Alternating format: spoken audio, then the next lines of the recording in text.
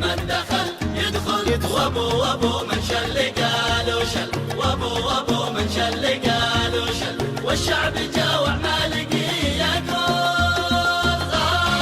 غاغا غاغا غاغا غاغا يا مخرج، أين صورتي أنا بالأمس؟ ذهبت إلى محل ملابس واشتريت فستان قصير إمامة جديدة، لماذا لم تضع صورتي ها هنا؟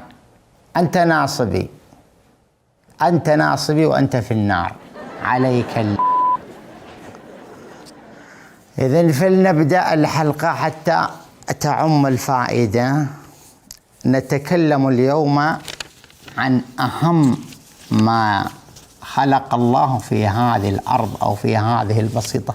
نتكلم عن سبب وجودنا، سبب خلقنا، سبب كل شيء. سنتكلم اليوم عن الإمام علي كرم الله وجهه في الجنة، كما جاء في الروايات: من قال يا علي يا علي مرة واحدة كأنما ختم القرآن 18,000 مرة ختمها مع رسول الله في رمضان وهو صائم في ليلة القدر.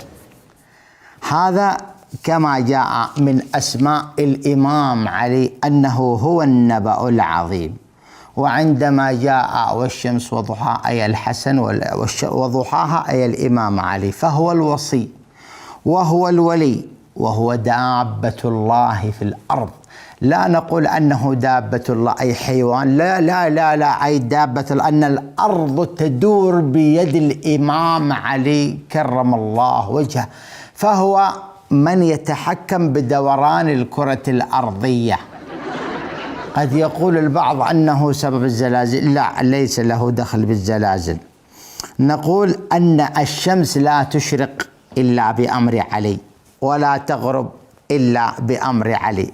علي هو الخالق، علي هو الرازق، علي يستطيع أن يطوي الأرض ويسير الجبال ويحيي الموتى، ولا يستطيع أحد أن يدخل الجنة إلا بصك من علي. هو يدخل.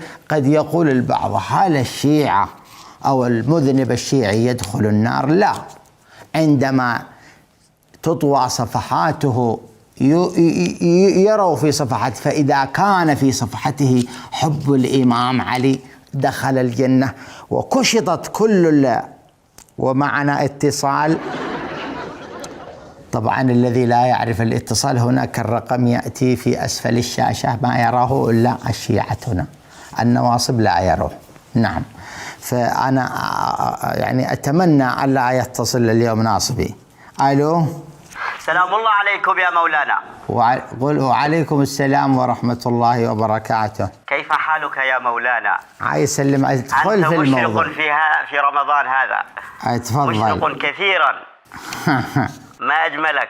يمكن حيننا فاطر. نعم، سؤال عندي يا مولانا. تفضل.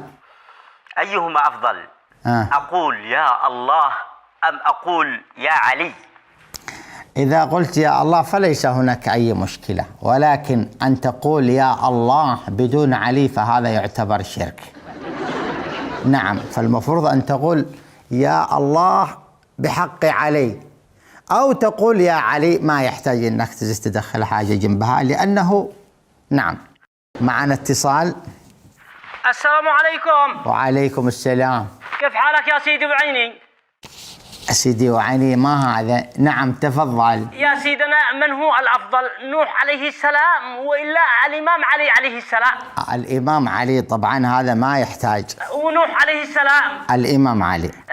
سيدنا يحيى؟ على الإمام زكريا؟ على الإمام علي. ولا وكل الأنبياء إذا جعلتهم في كفة والإمام علي في كفة سيتغلب عليهم الإمام علي. طيب من هو الأفضل، النبي محمد عليه السلام عليه الصلاة والسلام؟ الإمام علي، لا تزيد فيها، الإمام علي. نعم. شكرا. نعم. وإذا سألت لماذا جاءت هذه الأفضلية، أقول لك السبب. إيش الأفضلية؟ جاءت أفضلية أن الإمام علي أفضل لأنه متزوج ببنت الرسول.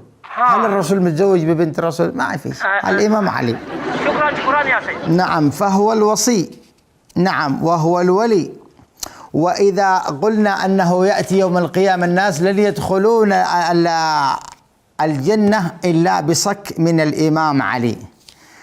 هناك رواية يقول عندما كان الإمام علي كرم الله وجهه مع أبا ذر فرأوا واديا من النمل، فقال أبو ذر عندما رأيت الوادي من النمل أسودا، فقال جل محصيها، أي الذي أحصاها. قال فالتفت إلي أبو الحسن قال يا أبا ذر لا تقل جل محصيها بل قل جل باريها. قلت له لماذا؟ قال والذي نفسي بيده أنني أعلم عددها وأعلم عدد ذكورها من إناثها. قال أبا ذر سيدي شلون تعرف عددها؟ قال أما قرأت قول الله تعالى وكل شيء أحصيناه في إمام مبين؟ قال بلى. قال أنا الإمام المبين، أنا الإمام المبين الذي أحصى الله في كل شيء، وأنا الذي أبين الحق من الباطل، وأنا ابن أبي طالب. ومعنا اتصال.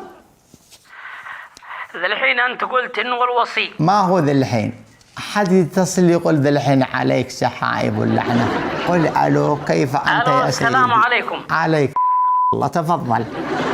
الآن أنت قلت أنه الوصي، والوصي في اللغة العربية هو الذي يكلفه القاضي أو الوالي بالقيام على شؤون غير الراشدين أو القاصرين بعد موت عوائلهم، فهل المسلمين يعتبروا قاصرين؟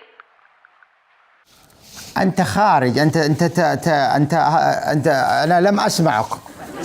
نعم، الآن نتكلم أنه بعدما مات الرسول صلى الله عليه وسلم، قال لك الوصي، أنت تعطي أسئلة خاطئة من أول ما دخلت عرفت أنك ناصبي. الناس عندما مات النبي الصحابة كوشوا على الموضوع. شنو كوشوا؟ أي فانقسم الناس، ولو كان مع الإمام علي 4 نفر أنه أخذ الولاية، ولكنه لم يكن معه غير بعض هناك من لم يبايع. ولكن والدليل على أنهم كانوا يرفضون أبا بكر وأنه عندما جاء موسم الزكاة لم يعطوها لأبو بكر، رفضوا أن يعطوا الزكاة لأبو بكر وعلى أساس يعطوها للإمام علي. ومعنا اتصال. السلام عليكم يا مولانا ورحمة الله وبركاته. أهلا وعليكم السلام. يا مولانا كم الذين لم يعطوا الزكاة لأبو بكر؟ لا وضح يا ولدي، وضح، لا تخف، أنا مثل الخلق، لا تستكثروني. أنت مرعب، أنت لا يعني تستكثروني في أنظاركم، فأنا لست إلا مخلوق. من هيبتك ومكانتك يا مولانا. تفضل، ماذا كان سؤالك؟ سؤالي يعني كم عدد الذين لم يعطوا الزكاة؟ الزكاة أمة كبيرة كانوا يرفضون أن يعطوها لأبو بكر حتى يعطوها للإمام علي. ولكنك قلت أنه كان بحاجة فقط ل4 حتى يأخذ الخلافة، فلماذا لم يعني يخرج من هؤلاء الأمة؟ أنا لم أقل 40 واحد. أنا لم أقل 4. أنا لم أقل 4. كم قلت؟ 40. 40؟ نعم. من هذه الأمة لم يخرج 40 حتى يأخذ الخلافة والولاية؟ لا أسمعه. كيف لا تسمعني؟ الصوت ما سمعت. مولانا هذا السؤال، هذا النواصب، رجاء الاتصال يكون واضح، كونوا وضحوا يا عيال نعود لموضوعنا. هو خالق، هو الرازق، هو المحيي، هو المميت، هو الكون، هو العرش، هو اللوح، هو الملائكة، هو العلم، هو القرآن. معنا اتصال. الو، مرحبا يا أخي جننتنا يوميا وأنت علي هو الرازق، علي هو العرش، علي هو التافه، علي بيده الرزق، علي.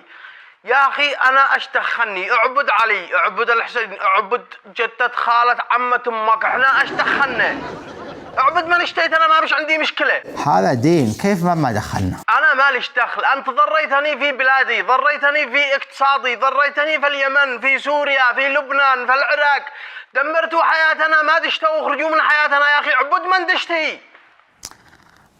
يعني هل يضرك هذا شيء عندما أعبد؟ نعم بتضرنا عقيدتك هذا الزايفة ومعتقداتك هذا الباطلة والخرافات المشوهة ودينكم المكذوب.